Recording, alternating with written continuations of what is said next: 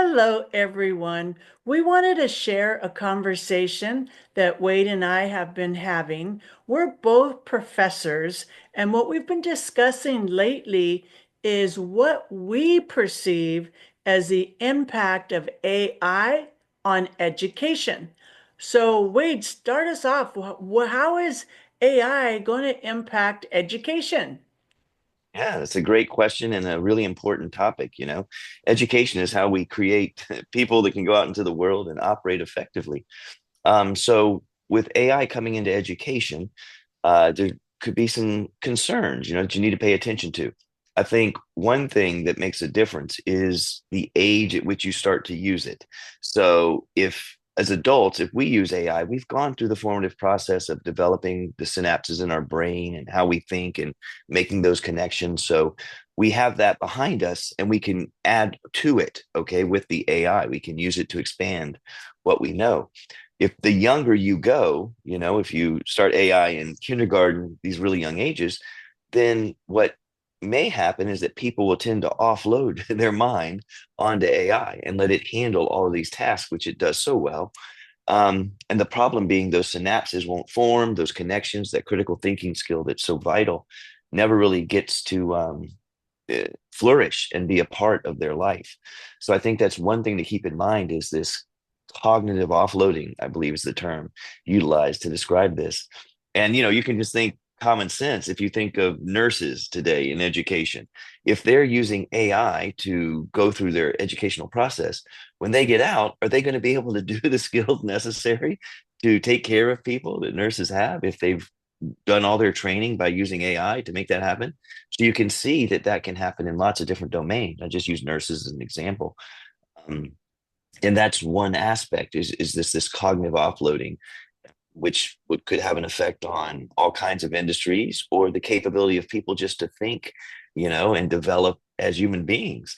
The Greeks taught, these skills that were rhetoric and grammar and these things that helped your mind, operate effectively.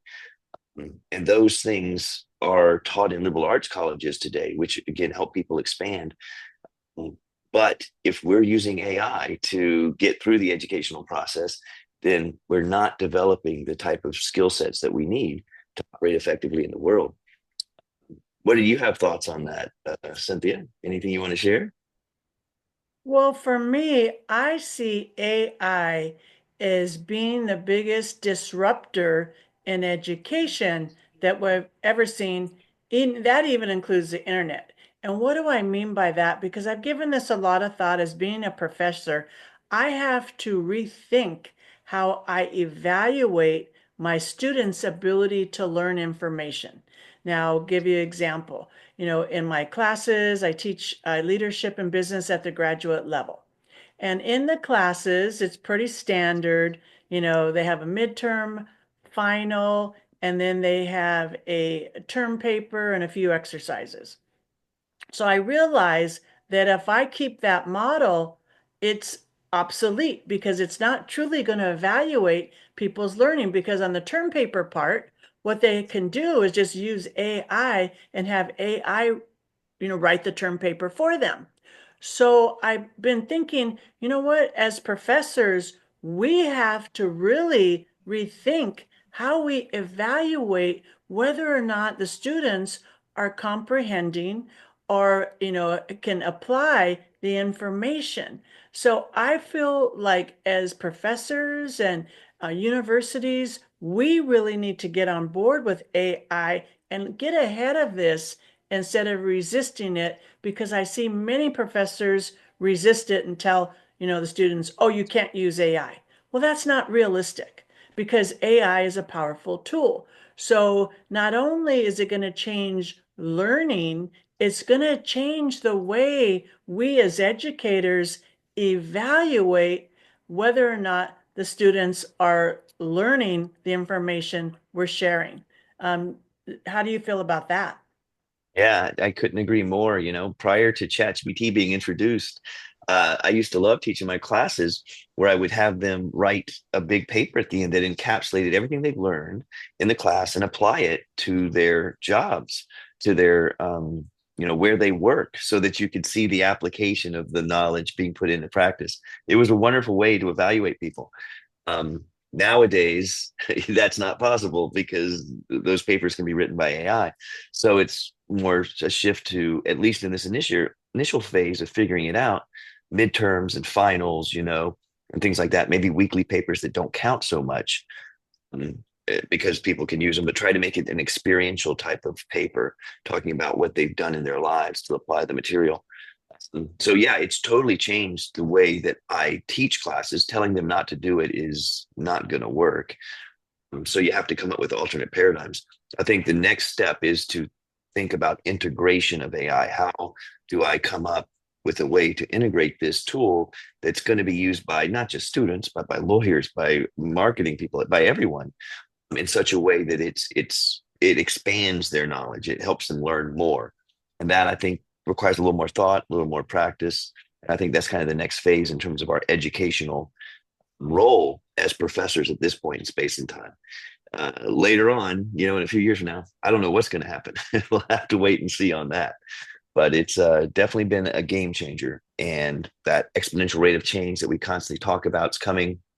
So AI is going to become more powerful. From the research I've done, it seems to double in power every just under 6 months, which is unbelievable to think about what that means for the pace of change in society.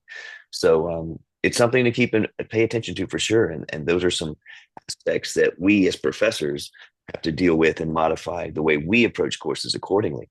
What are your thoughts about the little bit down the line with the future with this? Do you think big changes are coming? Any thoughts about that? Absolutely, big changes are coming. And for me, I think that I'm going to have to evaluate the students, have them either give oral presentations or conversations, almost like interview. I mean, it's okay if they use AI. I don't have a problem with that. But then they need to be able to articulate, use critical thinking and articulate the information. So I think I'm going to go to more oral reports and interview type of format. So it's a conversation. So are they understanding it? Can they have a conversation about it? So I think that's probably, it may create more work for me as a professor. I'm okay with that because we have to leave our own paradigm and get with the times. And like I said, even if they research everything, I don't want them to just read a paper, but be able to have a conversation and discussion. And so I don't know, do you think that's going to create more work for us? Oh yeah, for sure. And the word that you use that I think is so valuable is adaptability. Just as our students are going to have to be adaptive to the changing world that's coming, you and I as professors and everyone else that's one needs to be adaptive to this new technology. You can't just stick in your old set ways and like a railroad hope it goes that way. It's not going to work. The context has changed and you must adapt yourself to fit into that context. So it does take forward thinking. It does take, not being set in your ways, open heart, open mind. Same things we talk about just for personal development are going to apply to professorial development and becoming a better professor in this age where things have changed, where, information can be gathered from an external source in a second that doesn't require any thought whatsoever on the part of the student. So there's critical thinking skills that are the essence of really being able to handle the world and go out and navigate it effectively. Those things can be diminished or lost if we don't approach it in the right way. And so we have a responsibility to figure out how to make that more effective. Um, Looking down the line a little bit, a few years from now, we talk about industries being replaced. I don't know if it's possible, maybe 5 years, if maybe professors are obsolete. I don't know. I can't predict how fast the changes are coming or what they're going to be, but lots of industries, lawyers, lots of things you would never think of could potentially be replaced if it progresses, if it doubles in power every 6 months. Then that's something that's coming down the line. It'll start out with certain types of jobs like coding, which used to be a bread and butter job. Everyone was go learn coding, you're going to get a job. Nowadays, that's not true at all. In fact, some of my students talk about the fact they're switching out of that major into other types of IT majors because they see the writing on the wall. Meta's talking about, I think maybe 40% of their coding is done by AI now. It's that's an easy one to see it coming, but the other professions aren't immune to this. I don't think anything truly is immune. So it's being prepared, looking forward to the future, being adaptive is something that we need to pay attention to. Well, especially as educators, we have processes, right? We have rubrics. And so as a rubrics, we that defines how we're going to evaluate the person. So we just have to change that, throw out the old model and say the new rubrics in so everybody's clear on how the students be evaluated is based on a new model. It's based on oral presentations. It's based on discussions. So I honestly believe in the human touch. I personally feel that, you always need a professor to answer questions or a person.